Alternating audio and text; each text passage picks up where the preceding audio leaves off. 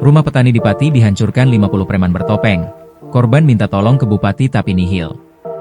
Puluhan petani dari Desa Pundenrejo, Kecamatan Tayu, mendatangi kantor Bupati Pati, Rabu, 7 Mei 2025. Mereka bermaksud mengadu pada Bupati Pati Sudewo atas peristiwa dirobohkannya 2 rumah petani oleh gerombolan orang tak dikenal, OTK, yang berjumlah 50 orang.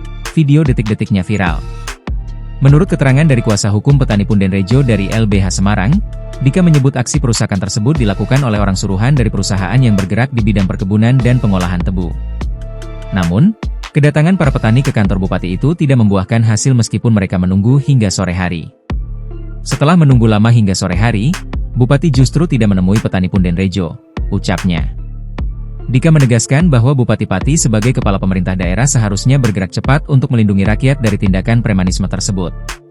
Hal ini tentu sejalan dengan surat perlindungan yang sudah dikeluarkan oleh Komnas HAM pada tanggal 26 April 2025 dengan No. 209 KMD 000004/2025 perihal perlindungan hak asasi manusia terhadap gerakan masyarakat petani Pundenrejo, Germapun, ungkapnya.